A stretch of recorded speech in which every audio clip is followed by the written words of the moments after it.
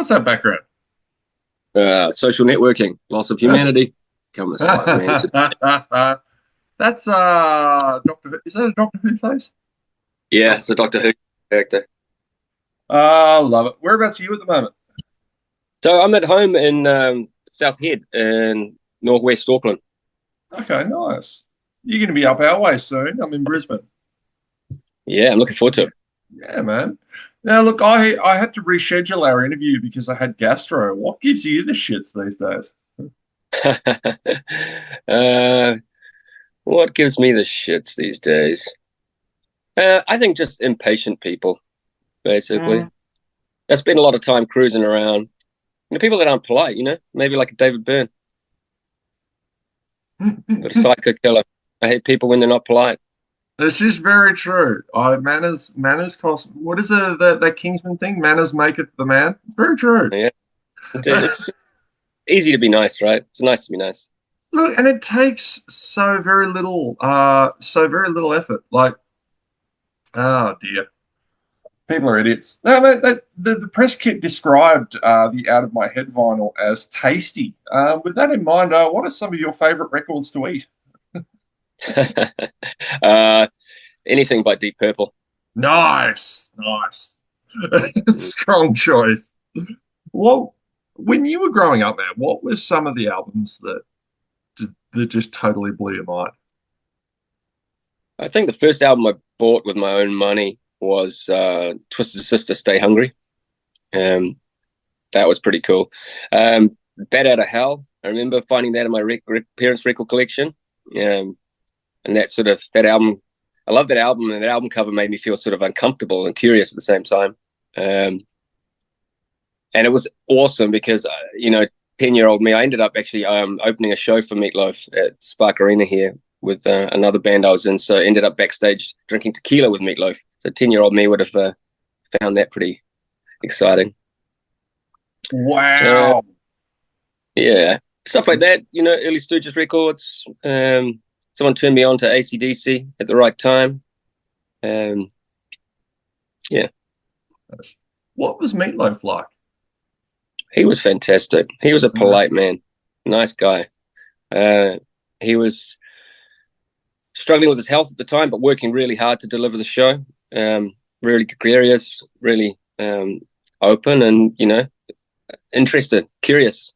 Stay Mm. curious. I think that's a good thing. I think that's a good thing. Well, just to stay hungry in general and actually have something that you need to, you have something to drive you. Otherwise, you're That's going to go absolutely insane. that's it. Stay hungry. Yeah, Which exactly. What would you describe how would you describe the music scene in New Zealand these days? Because it seems a lot, it seems to get skipped over by a lot of big headlining tours that come down. They'll come to Australia, but they might not come to NZ. Yeah, that does happen. But again, I guess so. Recently, I've been doing a bit of hustling and pick up some side work, driving bands and stuff around. So, Hmm. uh, like recently, I was at the Luke Combs country concert. He did two stadium shows in New Hmm. Zealand, which was phenomenal, actually, to see that size of production and capability for a genre that I think is, obviously crossing over and has always been here, but is drawing massive crowds. Mm. Um, Dionne Warwick was here on her tour, so I had the pleasure of driving Ms. Warwick around. Um, and then there was a young guy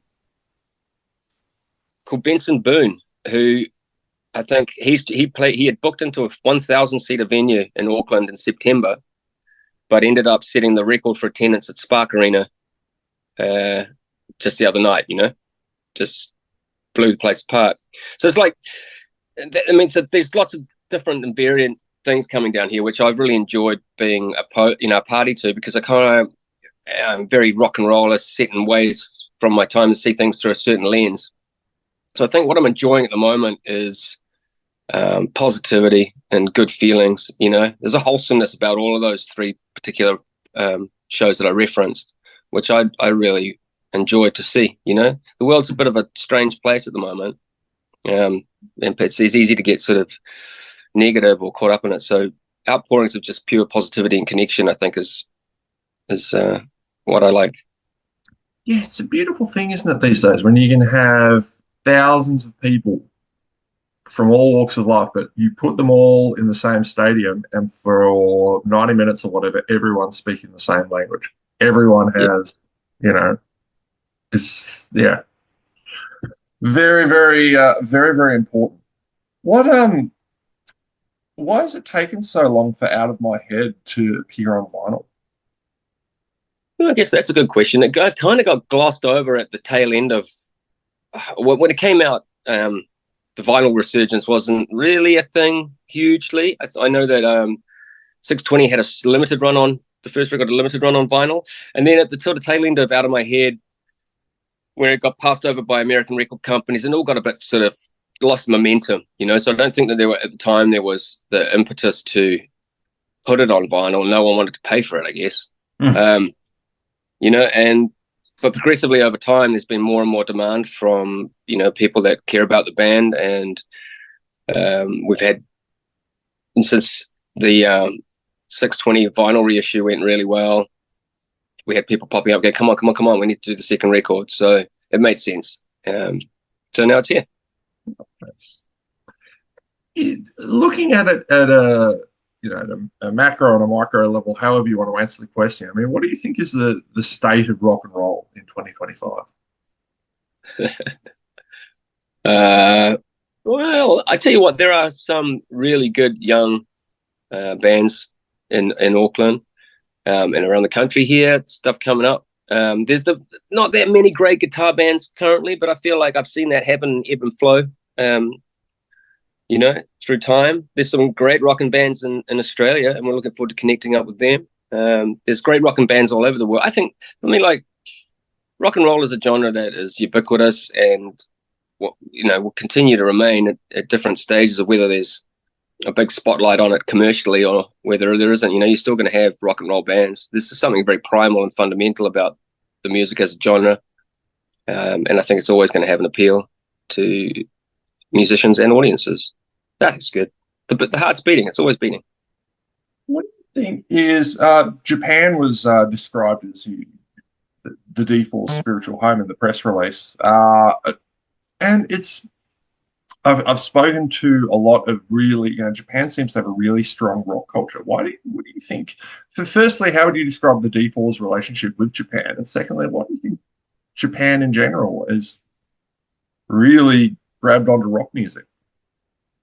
Well, I think, you know, it's the first part of that question. When we were kicking around in 99, 2000, Japanese bands came to New Zealand, and we really loved what they were doing, and they ended up liking what we were doing and took us to Japan. So it was the first country that we visited outside of New Zealand, and it really galvanized us as a performance, you know, as performers, you know, and as a band, and the idea of the intensity and dedication to sort of really just giving everything and putting everything on the line.